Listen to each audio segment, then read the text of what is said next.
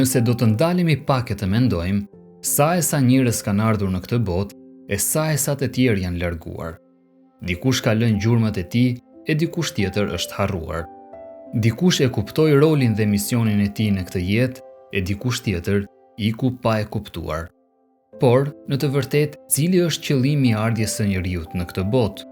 Njeriu ka ardhur në këtë botë me vullnetin e Zotit dhe ka ardhur me detyrën për të perfeksionuar, për të zhvilluar, duke nxënë, duke mësuar. Detyra e tij kryesore dhe qëllimi i krijimit të tij është që të njohë Zotin. Dhe duke i njohur atë ta dojë atë dhe pastaj ta adhurojë atë. Qëllimi i njeriut në këtë botë është që njeriu të arrijë lumturinë e vërtetë. Lumturia e vërtetë njihet vetëm duke e njohur dhe duke adhuruar Krijuesin. Nëse e vendos këtë qëllim si qëllim primar në jetën e tij, do të arrijë çdo gjë për t'ia dalë mban në këtë botë dhe në botën tjetër. الشق الأول للعبادة. Njeriu është krijuar për adhurim, thot Allahu, por gjithashtu na ka urdhëruar që të punojmë, të mësojmë e të përpiqemi mbi sipërfaqen e tokës, që të jemi robër të lartësuar me adhurim tek Allahu. Allahu ka krijuar këtë tokë e këtë njeri madhështor që ta mirëmbajë e të kujdeset për të. Ai ju krijoi ju nga dheu dhe ju a bëri atë vend banim. Ju urdhëroi të përkujdeseni për të me mirësi, me dije, shkenca mjekësore, inxhinieri dhe me çdo gjë që i sjell dobi njeriut. Njeriu si vetë qenje humane, për kuptimin e tij në jetë ka dhënë shumë shpjegime. Shpjegimet kanë ardhur në lidhje me teoritë shkencore, me mistikën, me metafizikën, me filozofinë dhe me shumë gjëra të tjera. Njeriu ka ardhur në këtë botë për të qenë i trashëgueshëm dhe për të qenë vazhdues i brezave të tjerë. Jeta është e shkurtër, problemet e saj janë të ndryshme. Cilido që ka ardhur në këtë jetë, një ditë do të ndahet prej saj. Disa vinë e disa ikin. Mendo mbi gjeneratat e kaluara se ç'u bë me ta. Pyet e dheun e tokës se ku mbetën gjurmët e tyre. Sado që ne të jetojmë këtë botë, jeta natyrisht është e shkurtër sepse ka një fund në këtë botë, po ka një përjetësi në botën tjetër dhe me këtë jetë të shkurtër neve fitojmë botën tjetër. Kjo duhet patur parasysh, prandaj ne duhet t'i japim rëndësi kësaj bote aq sa vlerë ka, jo aq sa e shkurtër është ajo, dhe t'i japim vlerë botës tjetër aq sa e madhe dhe e pafundme është ajo. Për shembull në Kur'an, në surën Kasas, në ajetin 77, Allahu na tregon dhe na thotë që me atë që Zoti ty të ka dhënë, kërko që të fitosh ahiretin. Por mos harro atë që takon edhe nga kjo botë dhe bëj mirë, ashtu sikur se Zoti të ka bërë mirë, dhe mos bëj shkatrime në tokë sepse Allahu nuk i do shkatrimtarët. Pra, kjo botë është një sprovë dhe një mundësi për të fituar botën tjetër. Prandaj kemi ardhur në këtë botë. Zoti na ka sjellë këtu për të na sprovuar se kush do të jetë në punë mirë, kush do bëj punë më të hajrit. Lum ai që e kupton sekretin e kësaj. Ai që nuk e kupton sekretin se është i përkohshëm në këtë botë dhe punon sikur do të jetë i përjetshëm, ai ka shumë shanse që ta humbi këtë botë. Ai që e kupton që është i përkohshëm në këtë botë dhe punon për botën tjetër, ai do të gjejë lumturinë edhe të kësaj bote, edhe të botës tjetër. Dihet që jeta është e shkurtër, sepse jeta është një tren lëvizës. Dikush e ka stacionin më të afërt, dikush e ka stacionin më të largët, por ti duhet të jesh vetvetja në atë parë, duhet të jesh njeri, duhet të jesh i drejtë, duhet të jesh human, duhet të jesh njerëzor, duhet të jesh i pranueshëm për të tjerët, duhet të jesh bamirës, pra të shpërndash mirësitë e të tjerët, dhe që të jetosh jetën, duhet të lësh gjurmë në të. الحياة قصيرة. هذا كلام. Jeta është e shkurtër. Këtë duhet ju a drejtojmë njerëzve racional. Nëse jeton 100 vite, 120 apo 150 vite, gjë e cila është shumë e rrallë, prapse prap në krahasim me jetëgjatësinë e kohës në tërësi mbetet e shkurtër. Atëherë, ajo çfarë kërkohet për njeriu është që të sigurohet që kur të largohet nga kjo botë, të ketë grumbulluar thesare mirësish, të cilat do t'i shërbejnë njerëzve të kësaj bote, por do t'i shërbejnë edhe atij për ahiretin e tij. Duke pasur parasysh natyrën e kësaj jete dhe se sa e shkurtër është ajo, Allahu jo vetëm me jetën e krijesave, por me çdo gjë që operon në univers, çdo gjë e ka bërë të limituar. Duke pasur parasysh natyrën e krijimit në këtë jetë, që çdo gjë e krijuar është e prirur që të zhduket, ne kuptojmë që edhe ne si qenie njerëzore kemi lindur dhe një ditë do të largohemi nga kjo botë. Ajo që ne na takon si njerëz është që të përpiqemi që këtë jetë ta jetojmë në formën më të mirë të mundshme, duke lënë gjurmë sa më të mira dhe të punojmë për jetën e përtejme. Unë nuk merrem asnjëherë me gjatësinë apo me shkurtësinë e jetës, sepse nuk duhet më ikë asnjë çast. Në këtë mënyrë e kam organizuar jetën dhe nuk kam marrë pak rezultate, sepse për mua çdo çast duhet kthyer në mjet për të realizuar qëllimin. Çdo ditë i caktoj qëllime të cilat kur i realizoj më sjellin gëzimin. Në ndonjë çast edhe më lumturojnë. Kjo është arsyeja që kështu do të veproj deri atë ditë sa të më ketë dhënë i madhërueshmi ditët e mia. Njeriu në veten e tij është egoist nga natyra. Njeriu kërkon gjithmonë të mirën e mundshme për veten e tij. Por ai harron që në këtë botë ne jemi pjesë e ciklit të zhvillimit historik. Domethënë jemi pjesë e ciklit të zhvillimit njerëzor. Ashtu si që janë larguar brezat të tjerë, ashtu si që janë larguar qytetrimet të tjera nga këto botë, ashtu do të largohemi edhe ne. Gjithsecili prej ne lind, rrit, zhvillohet dhe në fund fare shkon në përjetësi, domethënë shkon në botën e amshueshme. Ne të gjithë duhet që gjatë veprës sonë, gjatë jetës sonë, gjatë zhvillimit që ne kemi, qoftë në punë, qoftë në jetën e përditshme, qoftë në familje, duhet me do e mos që të jemi të mëshirshëm në vetë jetën tonë, të jemi mëshirshëm në atë që ne bëjmë, në atë që ne përcjellim, dhe njëkohësisht të luftojmë që nesër pas nesër të jemi pjesë e xhenetit. Kur të zgjohesh në mëngjes, mos e prit mbrëmjen, se ndoshta kjo ditë e jotja është e fundit, dhe s'të pret koha të mendosh për të djeshmen që kaloi, e as për të nesërmen që akoma s'ka ardhur. Njeriu ka në vetvete të mbrujtur një ndjenjë përjetësie, por përse ekziston kjo ndjenjë, kur kjo botë është e përkohshme? Njeriu vërtet është i përkohshëm në këtë botë, por ai është krijesë e të përjetshmit. Dhe duke qenë krijesë e të përjetshmit, ka një lidhje të fortë shpirti i tij me të përjetshmin. Dhe prandaj dhe në brendësinë e njeriut, në zemrën e njeriut, në shpirtin e njeriut, është dhënë kjo ndjenjë e përjetësisë dhe një ndjenjë natyrshme që sepse njeriu nuk e ngop asgjë në këtë botë, çfarëdo që t'i japësh, një lumturi që në fund mbaron, një gëzim që mbaron, një arritje që mbaron, një sukses që ka fund, nuk ka asnjë domethënie për njeriu do më shumë. Zoti ka premtuar njeriu që do ta ringjallet në botën tjetër dhe do t'i dhurojë atij përjetësinë. Dhe këtë e ka shpadur nëpërmjet librave të shenjtë, e ka shpadur nëpërmjet profetëve që ka dërguar 124.000 profet, e ka shpadur nëpërmjet njerëzve të dijes dhe të gjithë kulturat dhe të gjithë qytetrimet na tregojnë për një ndjenjë të natyrshme të njeriut dhe të njerëzve për botën tjetër dhe po ashtu e ka ngulitur thellë në ndërgjegjen njerëzore këtë ndjenjë të fortë të përjetësisë. Pra njeriu do që të ketë përjetësi dhe kjo është kthyer si një lutje më natyrshme, lutja më e fuqishme që ka njeriu. Dhe neve po të shikojmë, Zoti i ka dhënë përgjigje të gjithë lutjeve të natyrshme të njeriut. I ka dhënë sytë dhe i ka dhënë dritën, i ka dhënë veshët dhe i ka dhënë tingujt, i ka dhënë nevojat e ndryshme që njeriu ka dhe i është përgjigjur për të gjitha ato nevoja. Dhe kjo është një tregues i madh që Zoti do t'i japi atij përjetësinë pasi i ka dhënë edhe këtë ndjenjë për dëshirën për përjetësi.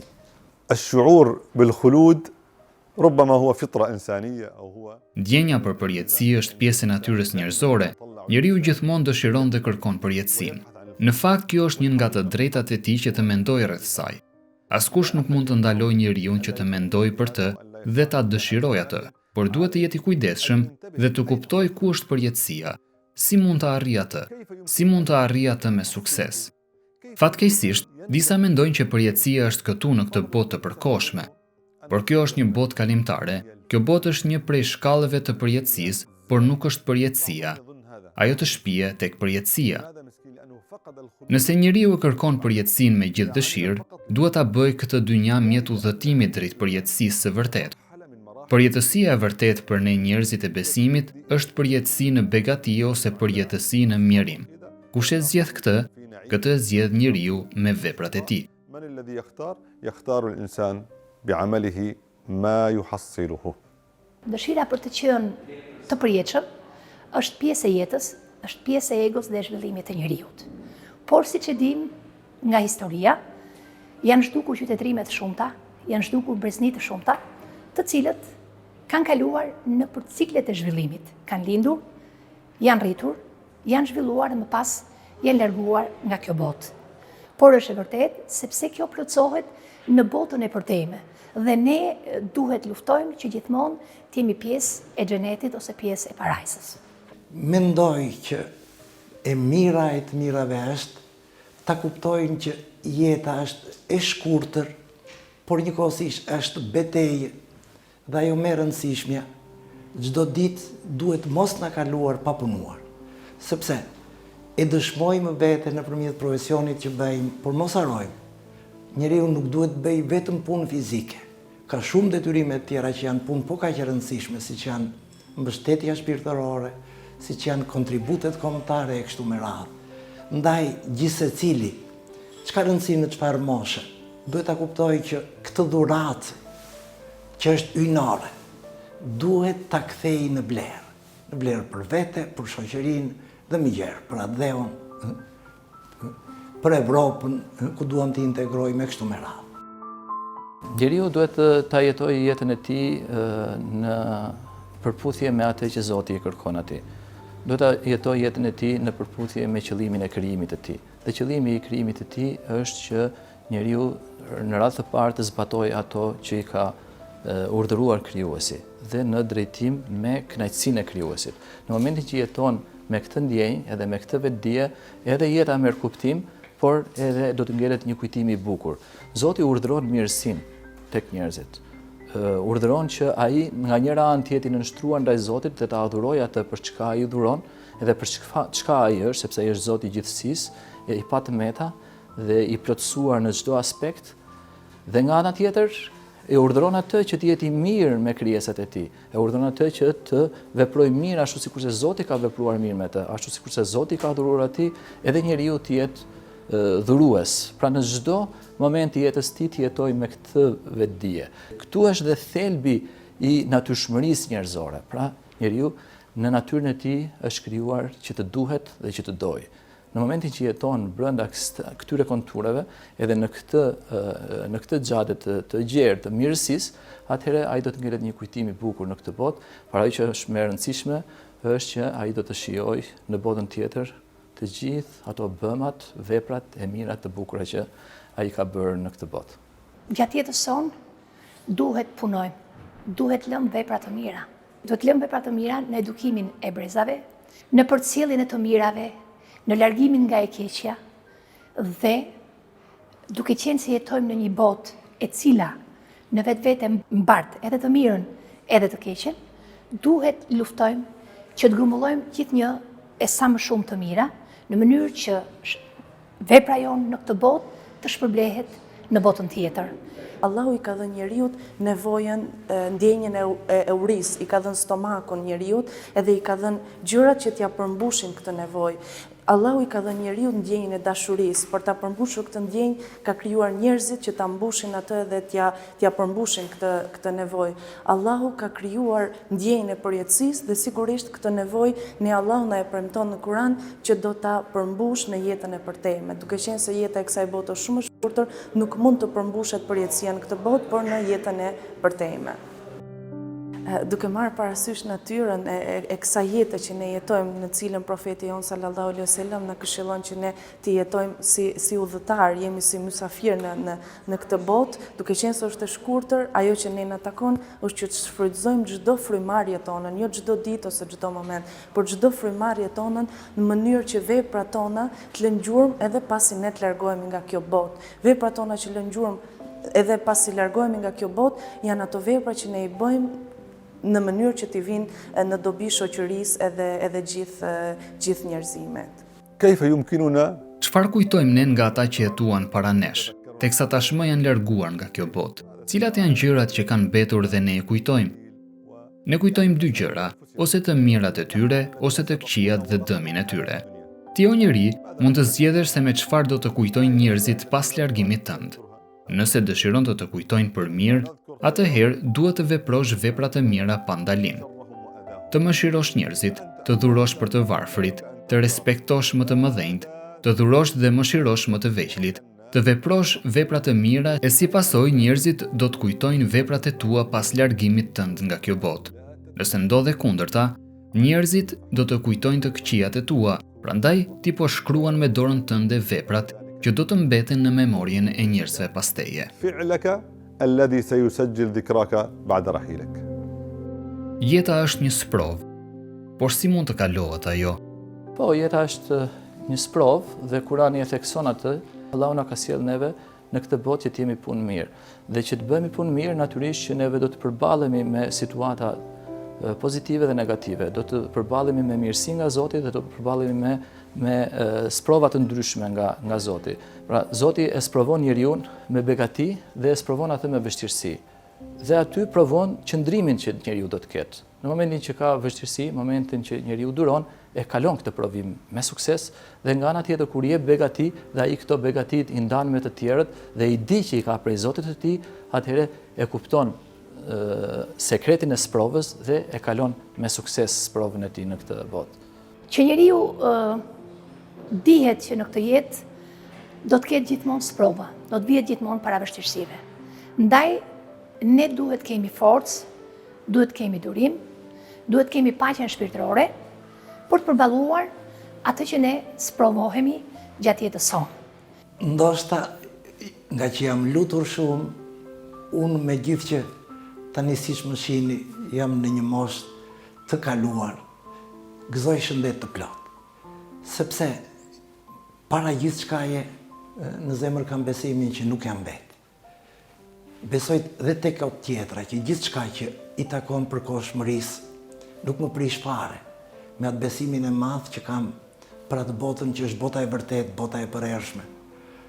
Një miku im që kishte studiuar filozofi në Kroaci para sa ditëve më thotë, të kam zili, të shoh që gjithmonë studion dhe për të ardhmen, sepse ne të filozofisë dim dhe bëjmë analizën filozofike të shkuarës, analizojmë ndonjëherë të tashmen, por ajo që është më e rëndësishmja, sepse të dyja këto kalojnë, çfarë do të ndodhë ne nuk kemi mundësi ta shohim. Po ju tha si veproni? I thash po, unë kam bindje që gjithçka s'është gjë tjetër veçse një sprovë e cila si të përgatit, të bën gati për të kaluar tek bota e përhershme. Unë kësaj besoj. هل الحياة امتحان؟ طبعا امتحان ابتلاء. A është jeta sprov? Patjetër që është një provim. Allahu na ka dhënë çelësat e mirësisë, na ka treguar të drejtën dhe të gabuarën. Na ka thënë, kjo është e pranuar e kjo është e refuzuar. Ty o njeri, Allahu të ka nderuar me mendje dhe intelekt. Allahu ta ka qartësuar rrugën e drejtë dhe rrugën e gabuar. Nëse zgjedh të ndjekësh rrugën e drejtë, atëherë ti ja dole me sukses në këtë provim. Ndërsa, nëse zgjedh rrugën e gabuar, atëherë do ngelesh në këtë provim. Prandaj, kjo botë nuk është gjë tjetër veç se vend sprove dhe vuajtjesh. Njeriu duhet të ketë ambicie për sukses dhe të kërkojë suksesin atë. Ky është ligji i jetës. Në shkollë, universitet, martesë, familje të madhe, në çdo shtet dhe çdo gjë tjetër përballesh me sprovë.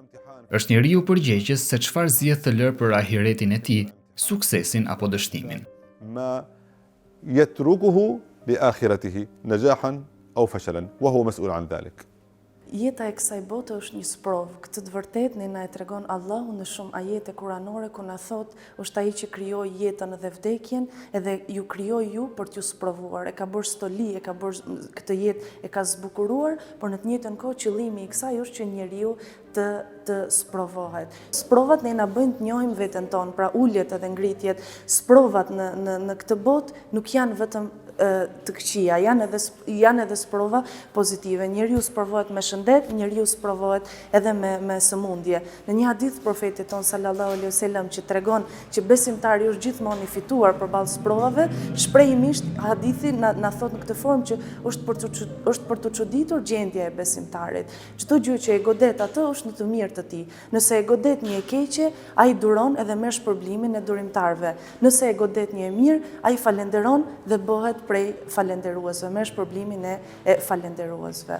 Gjersa, mua më ka dhënë besimin, ky besim më shërben dhe për formimin intelektual, ky besim më shërben për gjithë veprimtarinë time që të shmohet si moral, dhe e kam bindje që me këtë bazë, kështu do të vazhdoj.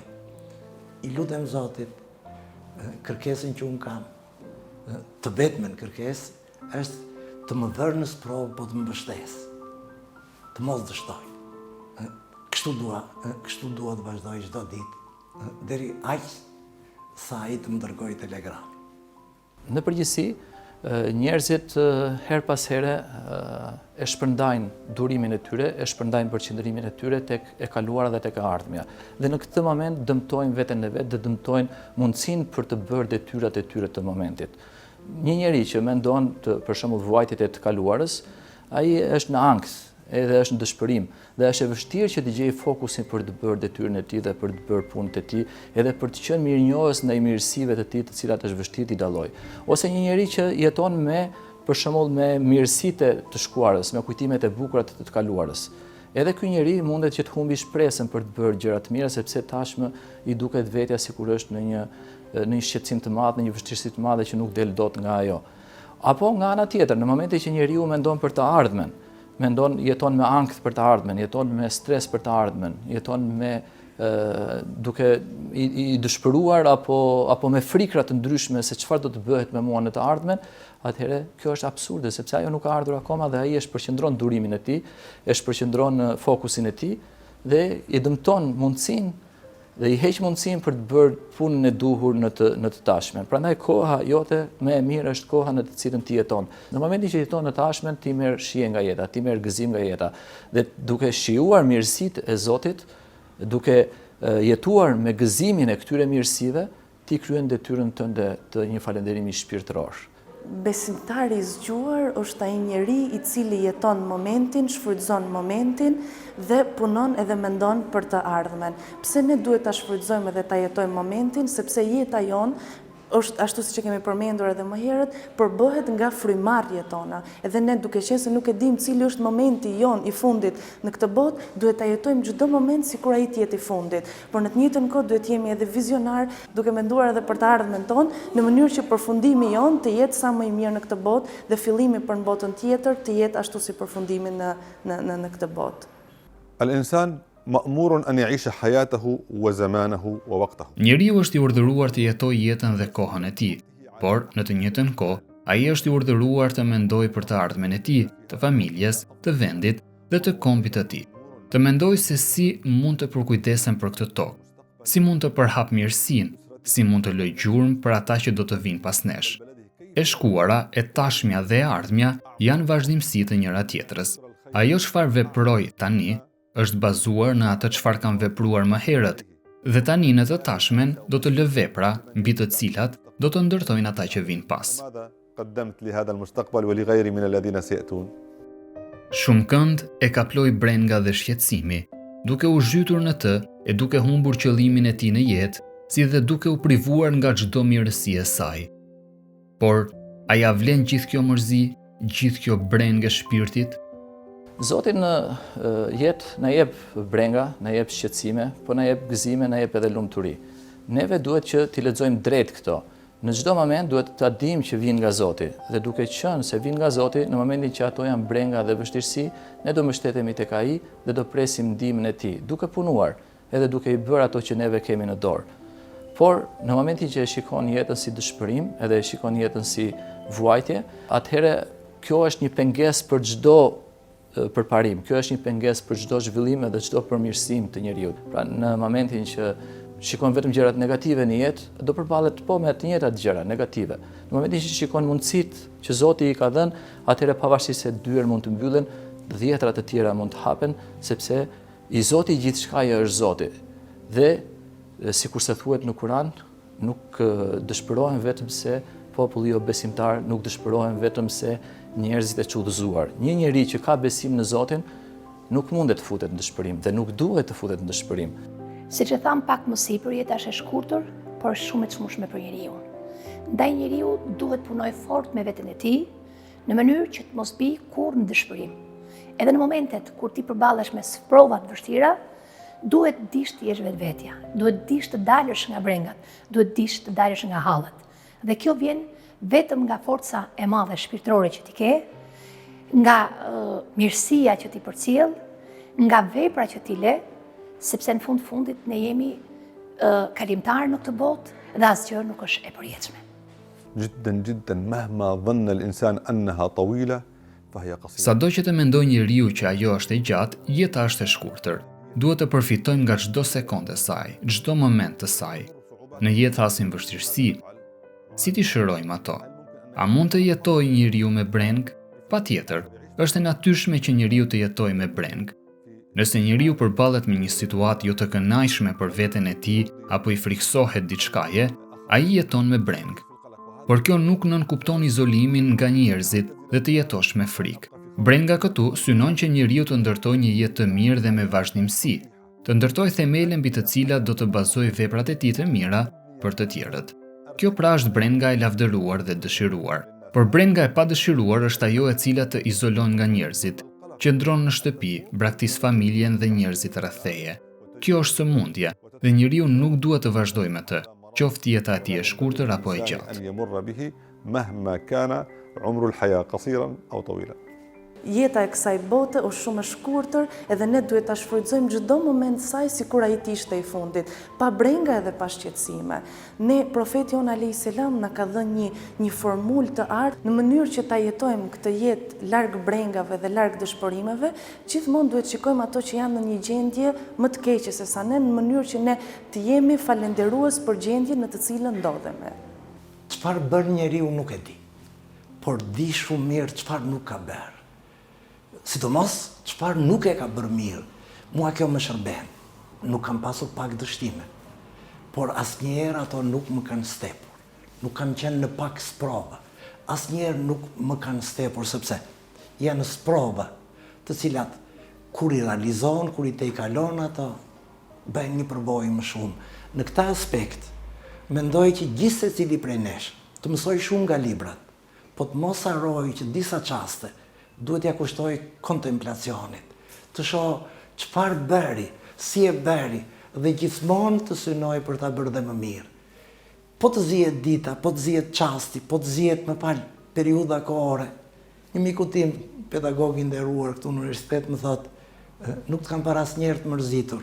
Dhe kemi rënë dakord, nuk kemi kohë të mërzitemi. Kjo është arsyeja që në periudha të tilla kur përgatitemi të mos jemi më të vetes. في ديننا الإسلامي وفي كافة Në fen ton, Islamin dhe në të gjithë fetë e tjera, nuk i lejohet njeriu të bie në pesimizëm, për arsye se pesimizmi është një gjendje jo e mirë për njeriu. Njeriu me besim të fortë, me zemër të fortë e besim plot nuk bie në pesimizëm. Sido që të jetë situata, nuk duhet të bijem në atë gjendje. Ne duhet të bëjmë dy gjëra. Së pari, dorëzim i plot tek Allahu, tek krijuesi madhështor, dhe së dyti, menaxhimi i mirë dhe vlerësim i të gjitha shkaqeve të nevojshme. Sado e vështirë dhe e rëndë të jetë situata, nuk duhet të bijem në gjendje pesimizmi, sepse ekziston Allahu fuqiplot, i cili është në dijeni të gjendjes tonë. Ne mund të kërkojmë përzgjidhje të këtij problemi. Sërish, pesimizmi është sëmundje dhe nuk mund të pranohet tek njeriu. وليست حالة صحية لا نقبلها لإنسان. Besimi është mirësia më e madhe e Zotit për njeriu. Një jetë me besim dhe në lidhje të vazhdueshme me Allahun është burim qetësie dhe lumturie të vërtetë.